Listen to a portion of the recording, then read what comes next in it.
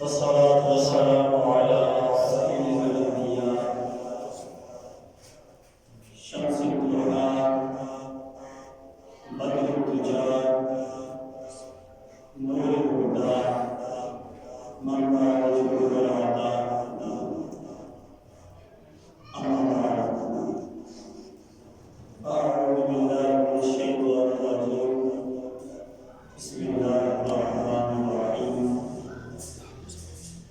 قال الله تبارك وتعالى في شان حكيمه مخبرا وآخرا إن الله وملائكته يصلون على النبي يا أيها الذين آمنوا صلوا عليه وسلموا تسليما محبت کے ساتھ عقیدت کے ساتھ پیار کے ساتھ حضور علیہ السلام کی بارگاہ میں ہر ایک لوگ سلام پیش کیجیے الصلاۃ والسلام علیک یا سیدی یا رسول اللہ بلند آواز سے پڑھیے الصلاۃ والسلام علیک یا سیدی یا حبیب اللہ الصلاۃ والسلام علیک یا سیدی یا نبی اللہ وعلی آلک واصحابک یا سیدی یا رحمۃ للعالمین۔ درود پاک ایک ایسا عمل ہے کہ جو کبھی رد نہیں کیا جاتا اور حضور علیہ السلام کی یہ پسند ہے۔ حضور علیہ السلام اس بات کو پسند فرماتے تھے کہ میرے امتی مجھ پر درود پڑھے اور اللہ پر اپنے رحمت و کرم نازل فرمائے۔ محبت کے ساتھ پڑھ لیجیے الصلاۃ والسلام علیک یا رسول اللہ وعلی آلک واصحابک یا سیدی یا حبیب اللہ۔ ترمذی شریف کی حدیث ہے، حضرت ابی بن کعب رضی اللہ تعالی عنہ سے روایت ہے، حضرت ابی بن کعب رضی اللہ تعالی عنہ حضور علیہ السلام کی بارگاہ میں حاضر ہوتے ہیں اور عرض کرتے ہیں یا رسول اللہ صلی اللہ تعالی علیہ وسلم، میں 3 حصے بقیہ عبادت کرتا ہوں، بقیہ ذکر و اذکار کرتا ہوں اور ایک حصہ آپ پر درود پڑھتا ہوں۔ تو حضور علیہ السلام نے ارشاد فرمایا اے ابی بن کعب ما شئت، جیسے تیری مرضی ہے، لیکن اگر درود کی مقدار بڑھ جائے تو کیا اچھا ہے۔ تو حضرت ابی بن کعب رضی اللہ تعالی عنہ کہتے ہیں، عرض کرتے ہیں کہ یا رسول اللہ صلی اللہ تعالی علیہ وسلم، میں 2 حصے آپ پر درود پڑھا کروں گا اور 2 حصے بقیہ عبادت کیا کروں گا۔ تو حضور علیہ السلام نے ارشاد فرمایا اے ابی بن کعب ما شئت، جیسے تیری مرضی، لیکن اگر درود کی مقدار بڑھ جائے تو کیا ہی اچھا ہوگا۔ تو حضرت ابی بن کعب رضی اللہ تعالیٰ عنہ عرض کرتے ہیں یا رسول اللہ صلی اللہ تعالیٰ علیہ وسلم، میں 3 حصے آپ پر درود پڑھوں گا اور ایک حصہ بقیہ عبادت کروں گا، بقیہ ذکر و اذکار کروں گا۔ تو حضور علیہ السلام نے ارشاد فرمایا اے ابی بن کعب ما شئت، جیسے تیری مرضی، لیکن اگر درود کی مقدار بڑھ جائے تو کیا اچھا ہوگا۔ تو حضرت ابی بن کعب رضی اللہ تعالیٰ عنہ عرض کرتے ہیں یا رسول اللہ میں پڑھا یا پڑھا یا میں آپ پر درود نہیں پڑھا کروں گا۔ تو حضور علیہ السلام کا جواب سنیے، حضور علیہ السلام ارشاد فرماتے ہیں کہ اے ابی بن کعب، پھر اللہ رب العزت میرے سارے گناہ مٹا دے گا۔ تو محبت کے ساتھ پڑھ لیجیے الصلاۃ والسلام علیک یا سیدی یا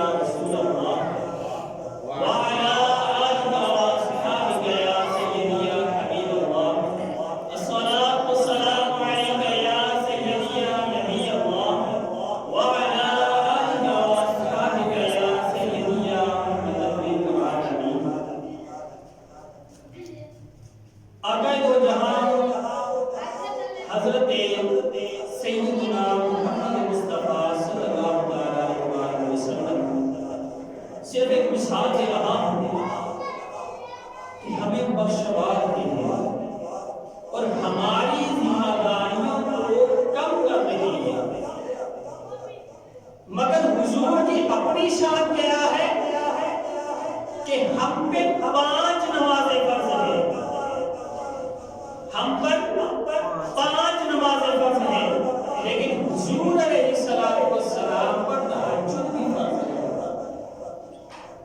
حالانکہ چاہیے تو یہ تھا کہ اتنا اونچا مقام ہے تو ذمہ داری کم ہونی چاہیے تھی، مگر ذمہ داری زیادہ ہے، ذمہ داری بڑھ گئی ہے، اور کئی کام ایسے ہیں جو ہمارے لیے سنت اور نفل کا درجہ رکھتے ہیں، لیکن حضور علیہ السلام کے لیے وہ فرض کا درجہ رکھتے ہیں۔ تو اس چیز کو سامنے رکھنا چاہیے کہ جب بھی اللہ پاک کی نعمت آئے تو ذمہ داری بڑھ جاتی ہے۔ یہ دنیا کا نظام ہی ایسا ہے کہ جب بھی اللہ پاک کی نعمت جو ہے وہ آپ کو ملتی ہے تو آپ کی ذمہ داری بڑھ جاتی ہے۔ یہ دنیا کا نظام ہے کہ جہاں پہ مولا ریلیکس نہیں ہونے دیتا،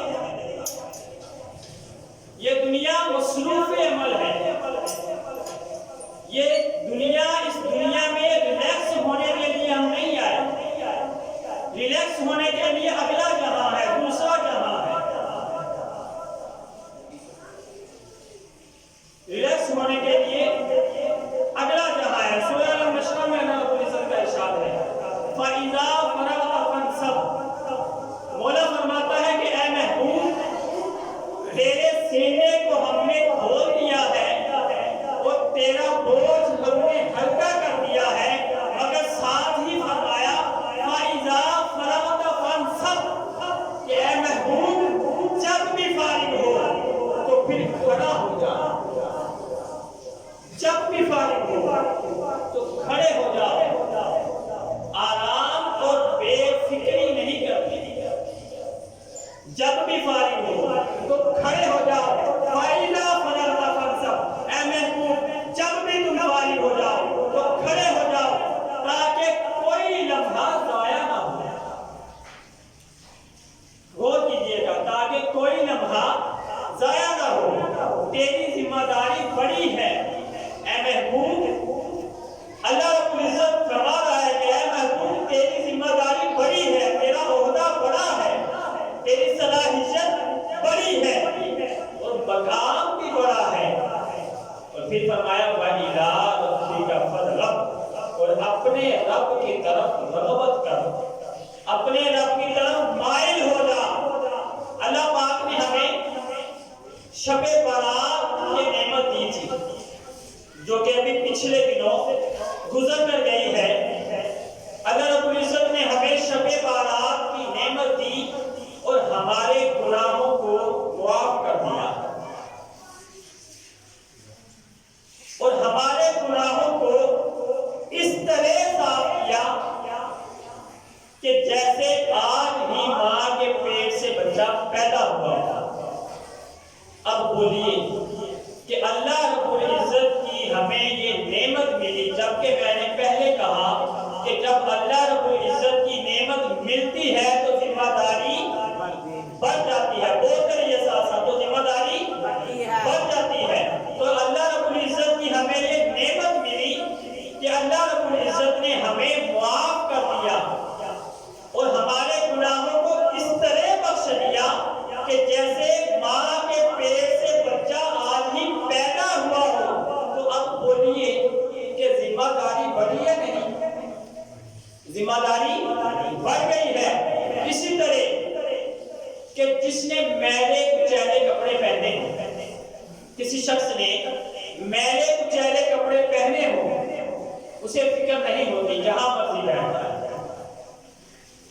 پہلے ہی 10 داغ جو ہے وہ اس کے کپڑوں پر لگے ہوئے ہیں، اگر ایک اور داغ لگ جائے تو اسے کوئی فرق نہیں پڑتا۔ لیکن اس کے برعکس اگر کسی شخص نے کاٹن کا سوٹ پہنا ہوا ہے، برانڈڈ سوٹ پہنا ہوا ہے، وہ کسی بھی جگہ پر بیٹھنے سے پہلے یہ سوچے گا، خیال کرے گا کہ کہیں میرے کپڑے گندے نہ ہو جائے، وہ بہت ہی احتیاط سے کام لے گا۔ ابھی صرف کپڑے نہیں پہنے ہیں، صرف ابھی نئے کپڑے پہنے ہیں، 500 کا سوٹ ہوگا، 600 کا ہوگا، 1000 والا ہوگا، زیادہ سے زیادہ 1000 1500 2000 والا سوٹ ہوگا، تو اتنا محتاط ہو گیا کہ کسی صاف کرسی پر بھی بیٹھنے سے پہلے یہ دیکھتا ہے کہ اس کرسی پر بیٹھنے سے میرے کپڑے میلے نہ ہو جائے۔ تو جس کے صرف کپڑے اچھے ہوں، جو اس نے جو پہنے ہیں 20 گھنٹوں کے لیے، 24 گھنٹوں کے لیے اس نے جو پہنے ہیں، اس نے جو 2 دن کے لیے پہنے ہیں، اس کے لیے اتنا محتاط ہے، تو جس کا پورا من ہی صاف ہو گیا، جس نے کپڑے 24 گھنٹوں کے لیے پہنے ہیں، صاف کپڑے پہنے ہیں، وہ کرسی پر بیٹھنے سے پہلے یہ سوچتا ہے کہ کہیں میرے کپڑے گندے نہ ہو جائے، میرے کپڑوں پر کوئی داغ نہ لگ جائے۔ لیکن اگر کسی کا من پورا صاف ہو جائے، من سفید ہو جائے، اور من اس طرح پاک ہو جائے کہ جس طرح آج ماں کے پیٹ سے پیدا ہوا ہو، جس طرح ماں کے پیٹ سے پیدا ہوا ہو، تو اس کی جو ذمہ داری ہے وہ کیا نہیں بڑھے گی؟ اس کی ذمہ داری اور بڑھ جائے گی، وہ اور خیال کرے گا، وہ اور احتیاط کرے گا۔ اور یہ یاد رکھیں کہ آقا دو جہاں علیہ السلام نے ہمیشہ ظاہر سے باطن کی طرف سفر کیا، ظاہر سے باطن کی طرف۔ غور طرف بات اب شروع ہو رہی ہے، ظاہر سے باطن کی طرف سفر کیا۔ کیا؟ جب کلمہ جو ہے وہ پہلے زبان سے پڑھتے ہیں، لا الہ الا اللہ محمد رسول اللہ جب زبان سے پہلے پڑھتے ہیں اور اندر بعد میں جاتا ہے، یعنی معلوم ہوا کہ ظاہر پہلے ہے اور باطن بعد میں ہے، ظاہر پہلے ہے اور باطن بعد میں ہے۔ بات سمجھ رہے ہیں؟ ظاہر پہلے ہوگا اور باطن بعد میں ہوگا۔ اس لیے اگر کوئی شخص کہے کہ جی میں نماز کا جو مقصد ہے وہ اللہ رب العزت کو یاد کرنا ہے، اللہ رب العزت کو راضی کرنا ہے، اللہ رب العزت کی طرف رغبت جو ہے وہ دلانی ہے، نماز کا یہ مقصد ہے، تو میں بیٹھا ہوں، تسبیح کر رہا ہوں، اللہ کو یاد کر رہا ہوں، مراقبہ کر رہا ہوں۔ ہم نماز مکہ مدینہ میں پڑھتے ہیں، غور کیجئے گا، اگر کوئی شخص یہ کہے کہ نماز کا جو مقصد ہے، میں اپنی بات کو دوہرا رہا ہوں، اگر کوئی شخص یہ کہے کہ نماز کا جو مقصد ہے وہ اللہ رب العزت کو یاد کرنا ہے، تو میں اللہ رب العزت کو یاد کر رہا ہوں، تسبیح کر رہا ہوں، مراقبہ کر رہا ہوں، اور نماز ہم مکہ مدینہ میں جا کے پڑھتے ہیں۔ پاکستان میں ایسے پیر بھی بڑھ جاتے ہیں، مائنہ کیجئے گا، پاکستان میں، اور یہ ایک تلخ حقیقت ہے، پاکستان میں ایسے پیر بھی پائے جاتے ہیں۔ کیوں بھائی؟ صحابہ کو، تابعین کو، اہل بیت کو یہ شریعت نہیں ملی، اور پاکستان کے بعد پیروں کو یہ مل گئی کہ ہم کیا کرتے ہیں، مکہ مدینہ میں جا کے نماز پڑھتے ہیں۔ اور پاکستانی قوم پہ بھی قربان جائیں کہ بے شک اس میں کوئی شک نہیں ہے کہ دنیا کی ذہین ترین قوم جو ہے وہ پاکستان ہے، لیکن افسوس کے ساتھ یہ کہنا پڑتا ہے کہ دنیا کی بیوقوف ترین قوم بھی پاکستانی ہے۔ جو آگے ان کو سیاست کے نام پر، مذہب کے نام پر، پیری فقیری کے نام پر جتنا تگڑا دھوکہ دیتا ہے، یہ لوگ اتنا ہی تگڑا اسے سلام کرتے ہیں۔ یہ تلخ حقیقت ہے، اسے ماننا پڑے گا۔ یہ قوم اسے اتنا ہی بلکہ اس سے بھی تگڑا سلام کرتے ہیں، ہاتھ چومتے ہیں، اس کے آگے پیچھے پھرتے ہیں۔ اگر کوئی شخص یہ کہے کہ میں تصویر پڑھ رہا ہوں، میں نے نماز نہیں پڑھنی، میں نماز مکہ مدینہ میں جا کے پڑھتا ہوں، تو بولیے یہ جائز ہے؟ نہیں، ہرگز جائز نہیں شریعت میں جو ظاہر ہے، شریعت میں جو ظاہر فرض کیا ہے، اس ظاہر کے بغیر باطن کی طرف نہیں جایا جا سکتا۔ جو ظاہر ہے اس کو ادا کیے بغیر، ظاہری جو فرض ہے اس کو ادا کیے بغیر باطن کی طرف نہیں جایا جا سکتا، یہ ممکن ہی نہیں ہے۔ تو ظاہر کیا ہے کہ کھڑے ہو جاؤ، رکوع میں جاؤ، سجدے میں جاؤ، نماز پڑھو اور اس طرح اللہ کا ذکر کرو۔ تو جو اس ظاہر کو اپنائے گا اس کا باطن بھی سنور جائے گا۔ جو ظاہر کو اپنائے گا اس کا جو ظاہر کو اپنائے گا اس کا باطن بھی سنور جائے گا۔ اور جو یہ کہے کہ میں اس ظاہر کو چھوڑ دوں اور باطن کو اپنا لوں، تو کیا یہ ممکن ہے؟ بولیے، بول کے بتائیے، بول کے۔ بالکل ممکن نہیں ہے۔ اسی لیے حسین رضی اللہ تعالیٰ عنہ نے تلوار کے نیچے بھی ظاہر کو اپنایا، تلوار کے نیچے بھی ظاہر کو اپنایا۔ وہ جو سجدے کے لیے آپ نے کہا تھا نا، وہ ظاہر تھا۔ جو سجدے کے لیے آپ نے کہا تھا کہ مجھے سجدہ کر دینے دو، وہ ظاہر تھا۔ ورنہ تو امام حسین کا قطرہ قطرہ رب رب نہیں پکار رہا تھا؟ امام حسین کے خون کا قطرہ قطرہ اللہ رب العزت کا نام نہیں پکار رہا تھا؟ زخمی ہوتے ہوئے، تکلیفیں سہتے ہوئے امام حسین کے انگ انگ سے لا الہ الا اللہ کی صدا نہیں آ رہی تھی؟ آ رہی تھی۔ لا الہ الا اللہ کا نعرہ بلند نہیں ہو رہا تھا؟ تو پھر سجدے کے لیے مہلت کیوں مانگی؟ بتائیے، سجدے کے لیے مہلت کیوں مانگی؟ کہ جب تک شریعت کے ظاہر کو نہیں اپنائیں گے، شریعت کے جو ظاہر ہیں ان کو نہیں اپنائیں گے، تو باطن کا کام بھی نہیں بنے گا۔ جب تک شریعت کے ظاہر کو نہیں اپنائیں گے تو باطن کا کام نہیں بنے گا۔ یہ بات یاد رکھیں۔ آج کل یہ بھی ایک فتنہ جو ہے وہ کافی پھیلایا جا رہا ہے اور کافی عام ہے کہ جی باطن کو دیکھنا چاہیے، باطن کو دیکھنا چاہیے، ظاہر کو چھوڑیے، باطن کو دیکھنا چاہیے کہ انسان اندر سے کیسا ہے۔ نہیں، اگر صرف باطن کو دیکھنا ہوتا تو اس کا حقدار حسین سے بڑھ کر کون ہوتا؟ غور دیجیے گا کہ یہ جو فتنہ پھیلایا جا رہا ہے نا کہ باطن کو دیکھنا چاہیے، اگر صرف باطن کو دیکھنا ہوتا تو اس کا حقدار سب سے بڑھ کر حسین سے بڑھ کر کون ہوتا؟ صحابہ کرام سے بڑھ کر اس کا حقدار کون ہوتا؟ اب دیکھیے، میں نے یہ عرض کیا کہ ظاہر سے باطن سنورتا ہے، ظاہر سے باطن سنورتا ہے۔ حضور علیہ السلام نے کیا فرمایا؟ حضور علیہ السلام نے جو کپڑے پہنے، حضور علیہ السلام نے جو کپڑے پہنے ہیں پوری زندگی، تو حضور علیہ السلام کا جو سب سے پسندیدہ جو سوٹ تھا، سب سے پسندیدہ جو رنگ تھا وہ کون سا تھا؟ سفید۔ وہ کون سا تھا؟ سفید رنگ تھا۔ بولیے کون سا تھا؟ سفید رنگ تھا۔ حضور علیہ السلام نے جو رنگ پسند فرمایا اور جس رنگ کو زیادہ پہنا وہ کون سا تھا؟ سفید تھا۔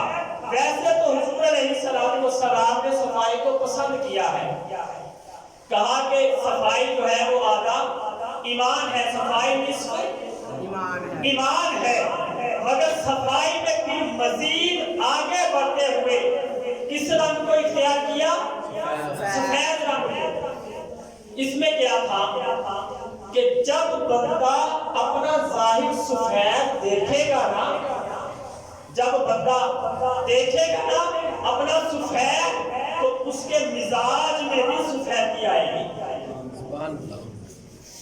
جب بندہ اپنا ظاہر جو ہے وہ اپنا صاف دیکھے گا تو اس کے مزاج میں کیا آئے گی؟ سفیدی آئے گی۔ اس کے مزاج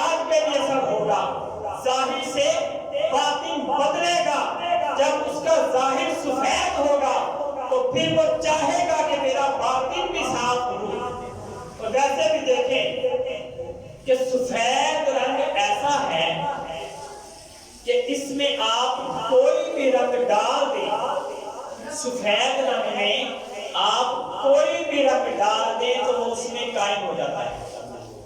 سفید رنگ ایک واحد کلر ہے کہ اس میں کوئی بھی رنگ ہم مکس کریں تو وہ اس میں رچ بس جاتا ہے اور وہ وہی کلر بن جاتا ہے جو کلر ہم سفید میں ڈالتے ہیں۔ سفید میں اگر سرخ ڈال دیں تو وہ سرخی بن جائے گی، بے شک وہ ہلکی ہی کیوں نہ ہو لیکن وہ سرخی بن جائے گی۔ سفید میں اگر ہم سبز ڈال دیں تو وہ سبز کلر بن جائے گا، وہ سبز اس میں رچ بس جائے گا۔ لیکن اگر سرخ میں ہم سبز ڈالیں تو نہ تو وہ سرخ رہے گا اور نہ ہی وہ سبز رہے گا۔ اگر ہم پنک جو ہے وہ کلر اس میں ریڈ ڈال دیں، نہ پنک رہے گا نہ ریڈ رہے گا۔ اس طرح اگر ہم مختلف جو کلرز ہیں ان کا ہم جب ملاپ کریں تو وہ ان کی اصل شکل جو ہے وہ باقی نہیں رہتی، لیکن جو سفید کلر ہے، سفید رنگ ایک ایسا رنگ ہے اور واحد کلر ہے جو ہر رنگ کو قبول کر لیتا ہے۔ یہ تو بات واضح ہے نا، یہ بات تو واضح ہو گئی کہ سفید جو کلر ہے وہ ہر رنگ کو قبول کر لیتا ہے۔ تو آقا علیہ السلام فرماتے ہیں کہ پہلے ظاہر میں سفید ہو جاؤ پھر باطن میں سفید ہو جاؤ، پہلے ظاہر میں سفید ہو جاؤ پھر باطن میں سفید ہو جاؤ۔ پھر جب خدا کا رنگ آئے گا نا، پھر جب خدا کا رنگ آئے گا، صفات اللہ، اللہ کا رنگ آئے گا تو وہ رنگ بدلے گا نہیں۔ جب پہلے من صاف ہوگا نا، من سفید ہوگا تو اس میں جب صفات اللہ آئے گا، اللہ کا رنگ آئے گا تو وہ رنگ کوئی اور نہیں بنے گا، وہ اللہ کا ہی رنگ بنے گا، وہ اللہ کا ہی رنگ بنے گا۔ رنگ تو پہلے ہی سفید ہے، جو رنگ بھی آتا جائے گا سفید رنگ اس کو قبول کرتا جائے گا۔ تو یہ یاد رکھیں کہ ظاہر سے ہم نے باطن کی طرف جانا ہے، ظاہر سے باطن کی طرف جانا ہے۔ بولیے ظاہر سے باطن کی طرف جانا ہے۔ اب ہمیں یہ نعمت مل گئی کیا کہ اس رات میں ہمیں اللہ رب العزت نے بخش دیا۔ اس رات میں شب برات، برات کا معنی ہے بری کرنا، اللہ رب العزت نے ہمیں بری کر دیا ہے، ہمارے من کو صاف کر دیا ہے، ہم پاک ہو گئے۔ تو جو پاک ہو جائے پھر اسے محتاط ہونا پڑتا ہے، جو پاک ہو جائے اسے کیا ہونا پڑتا ہے؟ بولیے محتاط ہونا پڑتا ہے۔ اور یاد رکھیں کہ محتاط ہونے کا نام ہی تقویٰ ہے، اور محتاط ہونے کا نام ہی روزہ ہے جو آگے آ رہا ہے۔ محتاط ہونے کا نام ہی روزہ ہے جو ابھی کچھ ہی دنوں میں آ رہا ہے۔ تو اس ماہ مبارک میں شریعت نے، آقا دو جہاں علیہ السلام نے ہمارا ایک مزاج بنایا۔ اس ماہ مبارک میں، اس ماہ شعبان میں شریعت نے، آقا علیہ السلام نے، اللہ رب العزت نے ہمارا ایک مزاج بنا دیا کہ شب برات کے ذریعے اب ذرا تیار ہو جاؤ، اب کیا ہو جاؤ؟ تیار ہو جاؤ، تمہیں صاف کر دیا ہے۔ اب آگے جو مہینہ آ رہا ہے اس کے لیے کیا ہو جاؤ؟ تیار ہو جاؤ۔ جیسے کھلاڑی باقاعدہ میچ سے پہلے، باتیں میری سمجھ میں آ رہی ہے نہیں آ رہی؟ جیسے کھلاڑی جو ہوتے ہیں وہ میچ سے پہلے جو ہے وہ ٹریننگ کرتے ہیں، میچ شروع کرنے سے پہلے وہ کیا کہتے ہیں اسے؟ وارم اپ ہونا، وہ وارم اپ ہوتے ہیں میچ شروع کرنے سے پہلے۔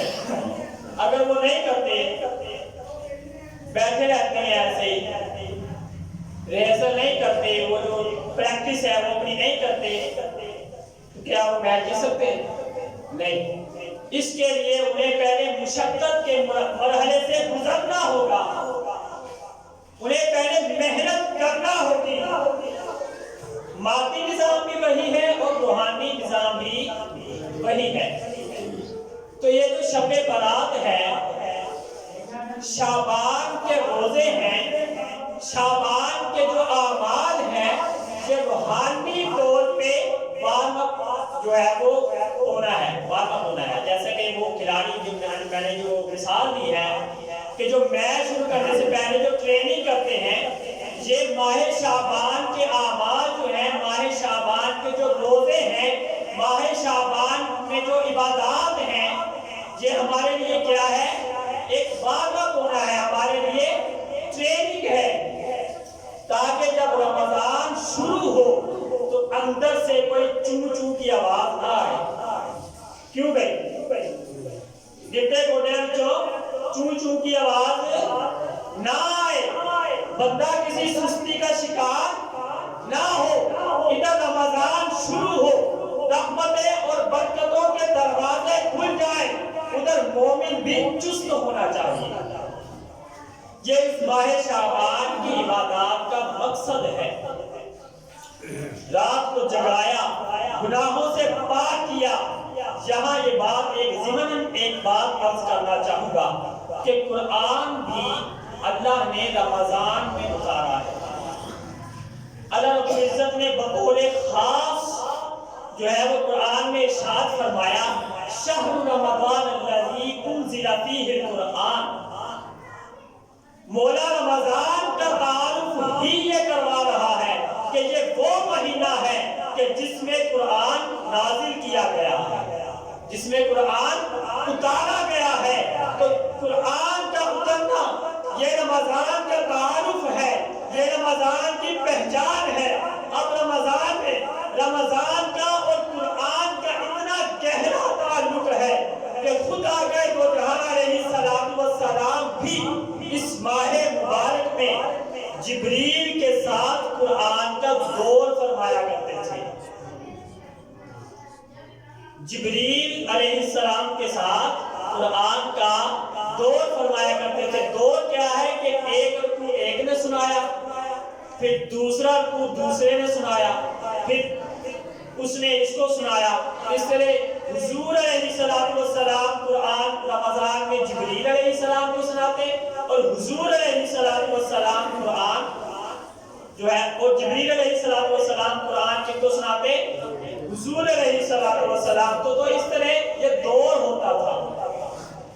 یہ اس رمضان کا خاص تحفہ ہے قرآن۔ قرآن ہمارے پاس اس رمضان کا کیا ہے؟ خاص تحفہ ہے۔